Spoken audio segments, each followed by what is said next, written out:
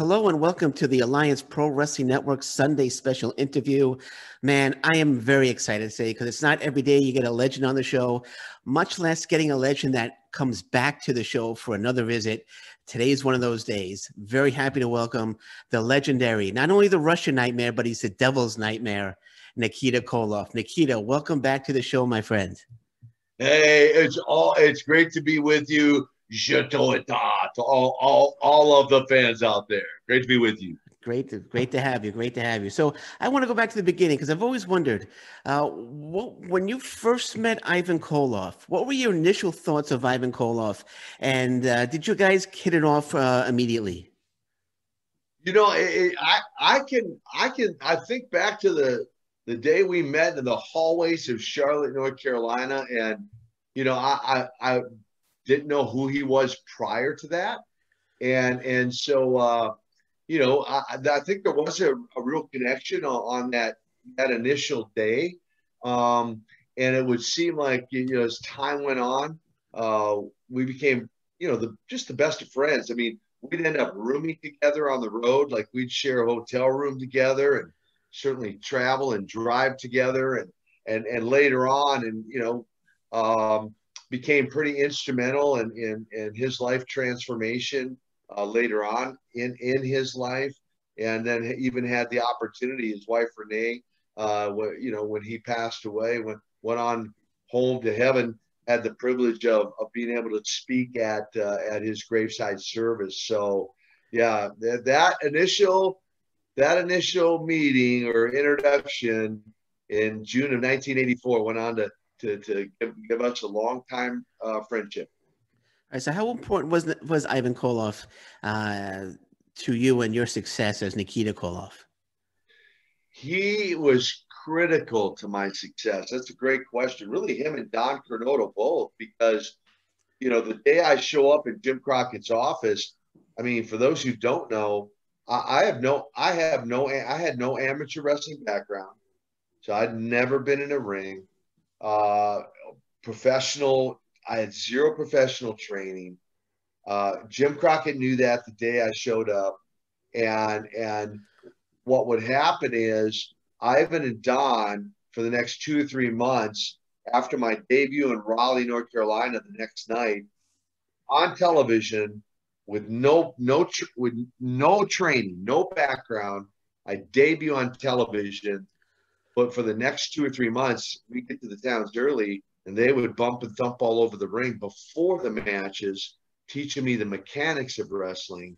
And then on the way home, every night on the way home, we would talk about that old school psychology of wrestling, kind of a lost art, on why they did what they did, when they did it, listening to the fans, how to tell a story. I learned all of that in the ring after, or if you want to say on the job training, right? Okay, now you mentioned that you used to travel everywhere with Ivan Koloff. When you went babyface and you aligned yourself with Dusty Rhodes, did you miss traveling around with Ivan Koloff? Yeah, I mean, it was because we again, for those first 2+ years, I mean, we exclusively traveled together, and then so it was definitely a change. Now I look back for the next couple of years as the Superpowers. Dusty and I traveled pretty much exclusively together, and so it was great to to know him on a more personal level, outside of just being my boss and working with him in the ring and having a professional relationship with him. And so I'm thankful that I really got to travel with both. But Ivan and I never lost contact with each other. So we, Okay. as I mentioned, we're still friends. But it was just a different timeline at that point. Okay. Now you made some appearances on the current NWA product. What was it like being back on NWA programming, and what are your thoughts of the current product? Well, I'm thrilled. I'm thrilled that NWA Power is out there, and Billy Corgan, reigniting the old NWA, the name, I can't. I mean, I'm NWA through and through. I mean, it's part of the reason I didn't go to the WWF or up to WWE was because I've been loyal to the NWA all these years later. And just part of that is because, again, Jim Crockett gave me a break. And so, looking back, I'm certain I passed up who knows how much money, but for me, it wasn't just all about the money. I'm loyal to a fault, and just want to be loyal to the NWA. And so, to have an appearance on there, go down to the new studio's on 14th and Techwood. Okay. But it brings back real memories because the old studio where we wrestled was on 10th and Techwood. And so, and this is a bigger studio, but just to walk in, it just brought back such a flood of memories. I was like a kid in a candy store. I'm like, oh my gosh, I was taking pictures and I just thought it was so cool. Of course, the fans were so receptive on my return for that show. It was great. It was great. Well, when the Rock and Roll Express regained the NWA titles, did you consider giving Barry Darsow a call and reuniting with the Russians? Not so much giving Darsow a call and reuniting, but I've been working with a couple of guys that I christened as Koloff Dynasty, Alexander and Neil Koloff. And in fact, they were debuting there at NWA Power. You might say not for NWA Power, but for the opportunity to get a contract with NWA Power. Yeah. And so I thought it would make a cool story if the newest generation of Koloffs had the opportunity to win the belts from the Rock and Roll Express, since it was Ivan and Nikita Koloff, who would put the belts around their waist. I thought that would have made for a great story, but apparently, Gordy did not. Okay, there you go. You mentioned the Koloff Dynasty. Actually, they had a match with the Rock and Roll Express. I was watching on YouTube. You were at ringside. Were you? Did you have in your head? I like to maybe hit somebody with one more Russian Sickle. Maybe take out Ricky Morton. Do you have one Russian Sickle left in you? I thought about it. But I don't think Ricky would have appreciated it. Robert was not as receptive. Ricky might have gone for it, but yeah, I mean, I think I still have one more Sickle in me somewhere. But yeah, that was fun for Koloff Dynasty for Alexander and Neil, because it brought a kind of full circle for them, because they're younger guys and they grew up watching Ivan and Nikita Koloff against the Rock and Roll. So it was almost surreal for them to be in the ring with Rock and Roll Express there in Georgia and have that match, last year. Yeah, I was rooting for you. I was like, come on, Nikita, get in the ring, hit somebody with that sickle. I was like begging praying that would happen. But tell me about the Koloff Dynasty. How did the team come together, and what are your plans for the Koloff Dynasty? So Neil approached me a couple of years ago, and again, he loved the Koloffs, and he's got a storied career of his own. I mean, he's got about a 20-year career in wrestling, so he's not a newbie. And either it's Alexander. He's got about a 12-year career, and both of them have perfected their craft in wrestling. I'd watched Neil wrestle over the years, under a different name, and Alexander I came to know more recently, but watched footage and film of his matches, and when Neil approached me, he said, I'd really be interested in carrying on the Koloff legacy. Well, for those who don't know, if you go back and do a little research, you'll find the very first Koloff was back in the 1930s. Wow. It was a guy named Dan Koloff, wrestled as Dan Koloff from Bulgaria. Okay. And he was quite a story, quite an athlete. And in fact, there's been movies done on his life. And so Dan Koloff, he was in the 30s. Along comes Ivan Koloff in the 60s. Along comes Nikita Koloff in the 80s.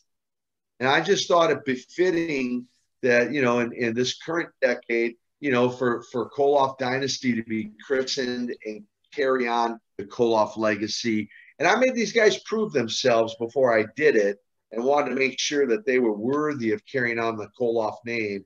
And I feel they are. Are we going to see them in NWA again anytime soon, or another promotion maybe? You never know. I mean, there's some great potential storylines out there. Obviously, with my relationship with Dusty Rhodes as the Superpowers, their son Cody, AEW, or even my relationship, some appearances I made on TNA when it was first launched. Again, centered around Dusty. The NWA with having been the TV champion, the US champion, the tag team champion. There's a lot of history there. So I don't know. We'll see. Well, I wouldn't let the cat out of the bag, even if there was. Okay, I got you. Never know. Okay, fair enough. Stay tuned. Fair enough. That's good enough for me. So let's switch gears. You had had a number of matches in Japan. You teamed with Terry Gordy, which I thought was an interesting team. Tell me a little bit about the team with Terry Gordy, and you must have a couple of great Terry Gordy stories. Well, the one Terry Gordy story I have, and I don't know, I qualify or classify it as great, but okay. I was actually kind of put, I guess you might say, in charge of, for lack of better terms, babysitting Terry Gordy. And what I mean by that is Terry he was a great worker in the ring. I mean, he worked his tail off.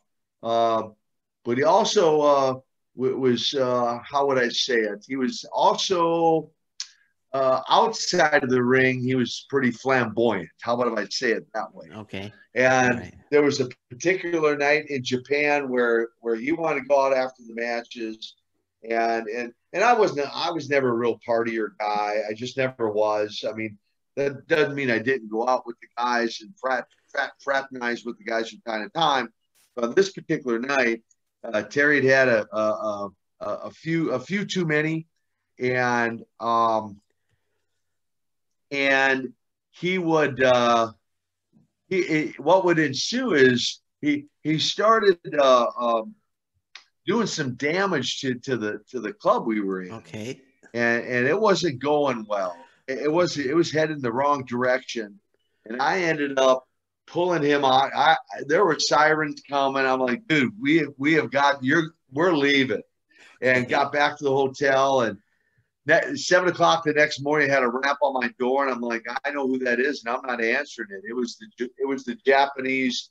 It was we were in Tokyo, or in Japan, and it was the guys in charge. And I am not answering that. Well, when I got to the building, they had a conversation with me, and they were not happy. Terry had done quite a bit of damage to the club, wanted me to pay for half of it, and I'm like, it ain't happening. I'm not.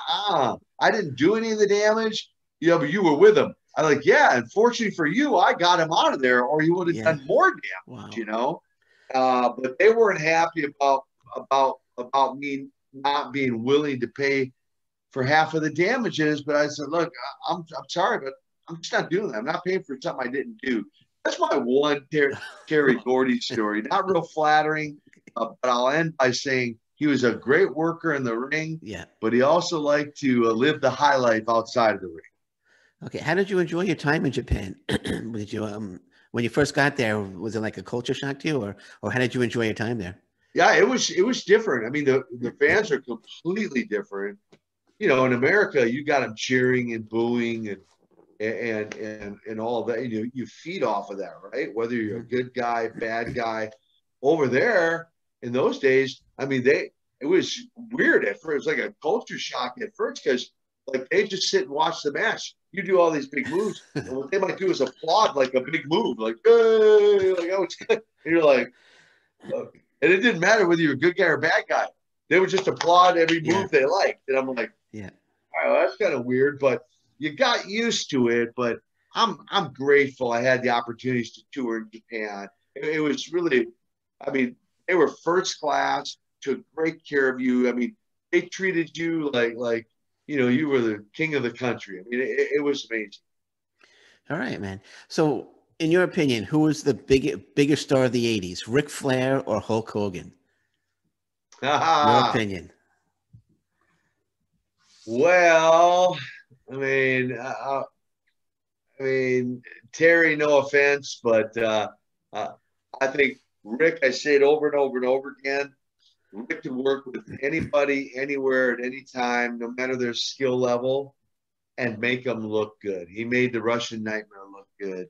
And I wasn't the most skilled guy in the ring, but Rick made me look good. It didn't matter your skill level. Rick could go in the ring and have a 60-minute match with somebody who had very limited skills. And for that reason, I'd have to give the nod to the Nature Boy as far as being the consummate professional. Yep, I would have to agree with you on that one. Do you wish you had a run with the NWA title? I know you had so many other titles, but you never had the NWA World Championship. Do you wish you had at least one run with the title? No regrets. And in fact, Rick offered it to me 2 times. I turned it down both times. Oh, wow. Okay. Well, may I ask why you turned it down? I just didn't really, honestly, just didn't have an interest for it. Now, the very first time he asked me, it was shortly after, for those who, your audience and maybe isn't aware, I had a wife pass away of cancer at age 26, and I had left wrestling for a while to take care of her. And so his first offer was not very long after her passing. And, and I was just like, I'm still probably what you might say in a process of grieving her loss. Okay. And I was certainly flattered at the offer and the opportunity, but just said, thank you, but no, thank you. And the same with the second offer as well. I just didn't, I didn't necessarily feel I needed it, nor do I look back with any regrets by not having it. Okay, fair enough. And I know you wrestled for the AWA title as well. You wrestled Larry Zabisko. Explain your time in AWA, and how would you compare it to the NWA, and what was it like working for Verne Gagne? And so I wasn't under contract with Gagne or anything of that nature. The AWA and the NWA were working, doing co-promotions together. And I think Pro USA is what they called the shows, or something like that. And so it was more like, if you want to say I was on loan to the AWA more than working for Verne Gagne. We were trying to help them out in terms of, Verne was kind of on the latter part of holding on to his territory. And so we were just trying to come in and inject some life. And so my matches against Zabisko wasn't so much I was, again, looking at winning their world title as much as helping with their TV ratings, helping them draw some crowds in their house shows. And but Verne was an interesting guy to work for, that's for sure. He was a different breed, and not in a bad way. He was just different. All right, and Larry Zabisko. How would you compare Larry Zabisko to Ric Flair in terms of World Championship matches? Well, Larry was a character what was his a living legend? Isn't that the new living legend? Yeah. We used to say, yeah, Larry, you're a living legend in your own mind, but outside of that, no, Larry. I thought Larry was a great guy. Again, I wouldn't put him ahead of Flair. Okay. I mean, Larry had a knack. He had a great knack for cutting great promos, and which is what it takes for a world champion. Got to be able to talk in a microphone as well as perform in the ring. And Larry was a good ring performer. He was. But I still have to give Ric Flair the nod. I remember one of the first things I ever saw in professional wrestling when I was a kid, Larry Zabisko turning on Bruno Sammartino. So Larry Zabisko, I have a dislike for Larry Zabisko for what he did to my man Bruno back then. But I hope you hit him with a couple of Russian Sickles. You must have a dislike for you must have a dislike for Uncle Ivan too, having defeated Bruno after like 7 or 8 years or something like that. I don't remember. I was only 2 when that happened, so I didn't actually get to see it. But if I was around back then, yes, I would have had a dislike for Uncle Ivan as well. Now I didn't know you would have had a distaste for Uncle Ivan. Well, And I think, if I'm not mistaken, I don't quote me, but I think Zabisko, like San Martino, was a Pittsburgh guy. I think that's correct. Yes. Yeah. Yeah. So one Pittsburgh guy turns on another, right? Yeah, there you go. And another one of my heroes growing up, Bob Backlund. I didn't know you had a match with Bob Backlund in 1985. Do you remember that match with Backlund? Oh gosh, how do you forget a match against Bob Backlund? Yeah. Yeah. So you tell me about the match. I had no idea. I just found out right before this interview that when I was doing some research that you had a match with him. And so tell me about the match, man. What do you remember about it? Well, what's funny is I mean, there's a bunch of matches that tell the fans remind me of them. I don't even realize, like, I mean, I didn't remember having matches against Diamond Dallas Page. I did against Cat. I do remember Cactus Jack, Stone Cold, and a bunch of those guys. So it's my one and only match against Bob Backlund in Altoona, Pennsylvania, at the Jaffa Mosque. Okay. So that's how much I remember. I remember exactly where it was, and what I'll never forget. The most memorable part about the match is, and I had heard a little bit about his career. I mean, really, in my view, a legendary career that Bob Backlund had, and an amazing amateur career, from what I understand. And so on that particular night, we're at the Jaffa Mosque. Of course, obviously, I'm in the ring first. Ivan's out there with me. And I don't know if he brought it or he found it or what. But when he comes out to the ring, he's got an Army helmet on, obviously playing off of the whole Russia thing, right? And dude, it was, I'm trying to stay in character with the mean grimacing look on my face. And it was everything I could do to maintain my composure and not just bust out laughing, because he looked like Howdy Doody meets the U.S. Army. I mean, he comes out in that hell.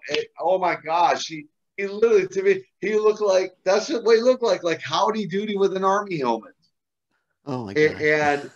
And so the match itself, I don't remember a whole lot about it other than he did a lot of amateur moves on me. And I don't even remember. I'm pretty sure I went over. I'm almost positive I won the match that night. So I'm 1-0 against the legendary Bob Backlund, I believe. So. I do have to say I did see the results, and he did win by disqualification. Oh, he did. Bob Backlund won by disqualification. Yeah. Well, there you go. I must have threw him over the top rope. Yeah, that's probably what happened. Or maybe you hit him with the helmet and got disqualified. Yeah, that could be. That's possible. All right, man. Two names. Maybe give me your thoughts, because I know you had a number of matches with both of them. Eddie Gilbert, Terry Taylor. Eddie Gilbert was a character. Let me just start with that. But a good little ring worker, though. Like, for real, he had a good psychology for the ring, for the business, and different style, to match up with the Russian Nightmare. But from what I recall and remember, I feel like we had good matches. My goal, no matter who I was working with when I went in the ring, my goal was to have a good match and give the fans their money's worth. That was my goal.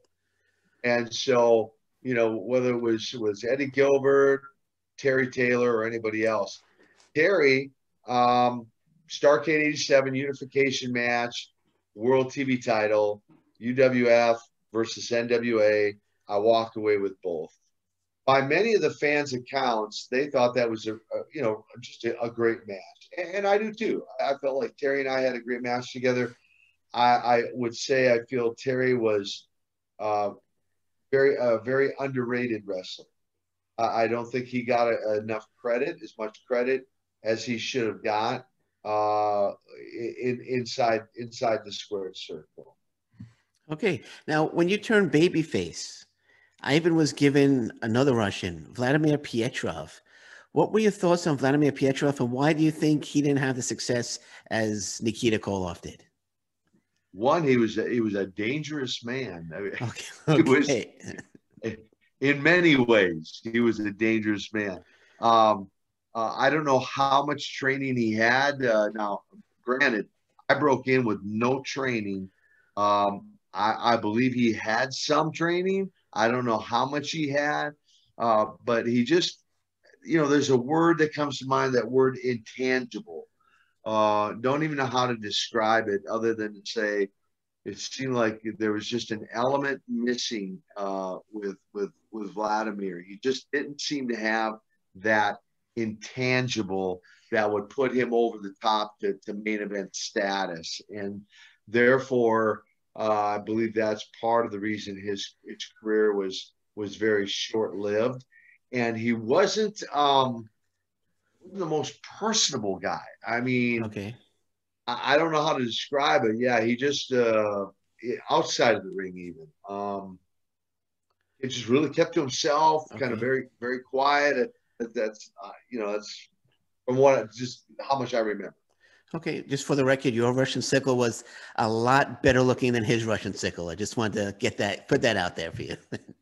Well, it's like I did an interview recently, and I said, "Hey, there's a lot of clotheslines, but there's only one Russian Sickle. Only one Russian Sickle."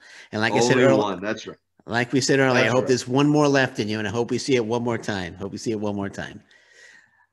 So, in terms of your favorite Never opponent, know. never know. Got my fingers crossed. As long as it's not me. As long as it's not me, that's fine. In terms of your favorite opponents, where is Sting on that list?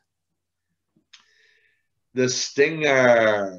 He ranks up there at the top. I mean, we had some. Of course, the most memorable for me that kind of are the Russian chain matches, and those probably stick out in my mind more than any. But again, I felt we had good chemistry. I felt Yeah. we were able to, perform well in the ring against each other for the fans, as well as later on, together on the same side, Sting Squadron, and some of the other things we did together.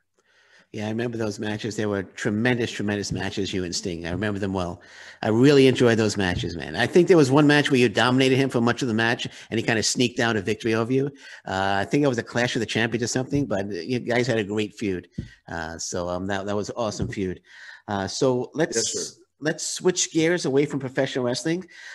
So you've devoted your life to Jesus Christ. So what led to you committing your life to Jesus? I'm curious about what led you to that. yeah, I think it's interesting for a lot.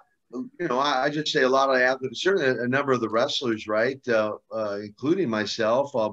Some of the names for your audience that they might recognize: Shawn Michaels, Yep. Lex Luger, Uncle Ivan, Road Warrior Hawk. I mean, I can just go down the list of a number of guys who Sting, Mrs. Sting, who reached the pinnacle of success, including myself, and drew the same conclusion. And the conclusion is it's got to be more to life than just this. It can't all be about chasing all the bling bling and the baubles and trinkets and chasing the money. And it's got to be something more to life. And so for me personally, that said, when I walked away from wrestling in November of 1992, I went on this, you might say, on this quest, 11-month quest, realizing I've been successful as a world champion, professional wrestler, and achieved a certain level of fame, but I wasn't happy inside. I was not fulfilled. I'm like, there's got to be something else. And through some, I was invested in some other business ventures, met a Christian couple, and invited me to their church. And just like I didn't grow up in Russia, I also didn't grow up in church. But I knew the story. I mean, I'd heard the story more than once about how this man, Jesus, sacrificed his life on a cross for our sins and died and rose again and was alive and well today. I knew the story. The story just had never made the 18-inch trip from my head down to my heart. And so through business, met this Christian couple, invited me to their church, and it was just a divine appointment for me. I called them up one week, and I said, "Hey, I'll be in church on Sunday," and they met me there. And that was just a divine encounter. It was my aha moment as I sat in that service, and an invitation was given at the end. Anyone that wanted to surrender their life to Jesus. And I knew I had never done that. And I was the first one to the altar on my knees, 17 October 1993, surrendering my heart and my life to Christ. And I encountered Jesus that day, and life has never been the same since that encounter. Wow. And I want to thank you for helping me, because I know I'm on my journey as well. And you've given me advice and you've helped me out. You've guided me, and I really appreciate it. I just want to say thank you very much for that, Nikita. No, absolutely. I mean, it's a journey. I'll say this to your audience. It's a journey. Life's a journey. And from the moment you make that decision, it puts you on a different path. And it doesn't make any of us perfect. You know, we're all broken. Every one of us. We're all broken. We're all flawed. You know, that's the reality. There are no perfect people. That's the reality. And even once you surrender your life to Jesus, that the reality is we're still broken, but then we're on a different path, leading to, leading one day to the kingdom of heaven, right? And it's from the moment of salvation, it then shifts and changes into a word called sanctification, which means now it's the Lord working on our heart and the renewing of our mind to take more and more and more the likeness of Jesus Christ on, to look more like him every day. And that's a daily walk. That's not something that's automatic for any of us. That's something that you have to put that effort in each and every day. And how I do that, my friend, I do that by reading my Bible every day. I've developed a prayer life with the God of the universe every day. I listen to worship every day. And that's what helps in that process of transformation, and looking more like Jesus every day. And it's a discipline. It's a discipline, and it's a habit that I have developed over 28 years. And I'm continually, every day, I'm intentional to do that every day, to make sure I spend time developing my relationship with Jesus. And that's been the key to my success and my journey with him. Now, you're wearing the shirt Man Camp. I know about Man Camp. Why don't you explain a little bit about what Man Camp is? And I know you're collaborating with Lex Luger on that. So would you tell us a little bit about Man Camp? I am, yeah. And I appreciate that. I mean, God has put in my heart, God has given me a real heart for men and to minister to men. And so since 2006, when I went to my own camp, and God just really just met me in a special way, and just further enhanced my walk and my journey with him. What he put in my heart was men, and really helping to equip men to be godly men, godly husbands, godly fathers. And so over the course of years of doing a lot of men's ministry, and Lex Luger and I doing a lot of ministry together, in 2015, he and I, he lived with me for about 10 months in 2015. Out of that, birthed these camps and conferences. Now, the conference is a one-day conference. I do those solo in local churches, local communities. It's just called the Man Up Conference. Man Up Conference. And that's really kind of an appetizer to the full-blown man camp. And the man camp is a 5-day catalyst. Men come in from all over the country. In fact, he and I just recently did one.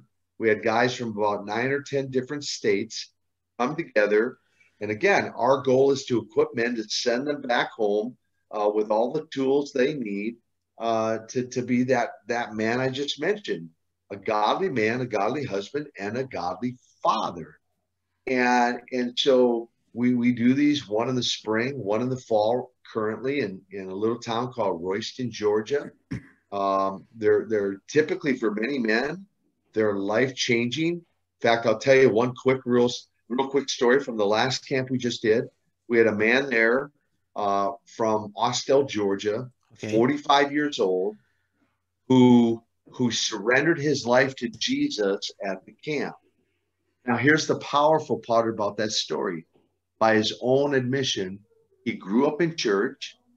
He went to all the kids' camps, all the youth camps, grew up in church, but had never surrendered his life to Jesus. But at this last man camp, he made the decision to do that. And I'm telling you, in an instant, this man changed. I mean, his countenance changed. His whole, he didn't stop grinning the rest of the week. I mean, he was smiling from ear to ear. And I have since talked to him, and it's just his family just doesn't know what to think. They're like, oh my gosh, we got a different husband. I got a different husband. We got a different dad. And so that's just one of the stories on why men want to consider coming to man camp. And they can find out more about that if they just go on Koloff.net, go on my website. They can link to that and find out more about me. Okay, before we wrap this up, is there anything else you want to plug? Maybe merchandise or anything? If anything you want to plug, social media, websites, now's the time, my friend. Well, I appreciate it. Yeah, check me out on social media. You'll find me. In fact, if you go to Koloff.net, you can link and click to all the social media, Facebook, Twitter, Instagram. It's all right there on my website. You can check out the man camp. You can also check out I launched a brand new weekly radio show on Truth Radio Network with Stu Epperson currently on the East Coast, but also a podcast called the Man Up Podcast. And you can link to that, again, right through my website. Go subscribe, download, subscribe, leave a review. There's some great interviews on there with Lex Luger, 2-part interview with Sting, Magnum TA. I've got some other great interviews. Jackson Riker, who's on Monday Night Raw, WWE. Got some great interviews on there that I think you'll enjoy. Men and women alike will enjoy. And I just appreciate you having me on, man. And always an honor and a privilege to be with you. Oh, man, that means so much to me. Thank you so much, Nikita. It's actually my honor, my privilege to have you on my show. And again, I want to thank you for all the memories. I want to thank you for all the advice you've been giving me. And I'm sure we'll be exchanging messages back and forth. I have a lot to ask you about Jesus and everything. So I'm sure we'll be talking again soon. But thank you so much for coming on. And anytime you want to come back, you're always welcome, my friend. All right. Well, God bless you, all your listeners out there, and appreciate you as well. You have a wonderful night. You too. Take care, my friend. Okay. This has been the Alliance Pro Wrestling Network Sunday special interview. Again, want to thank my guest, the Russian Nightmare, Nikita Koloff. Until next time, thank you very much. Take care. Bye-bye. Stay safe, everyone. So long. Bye-bye.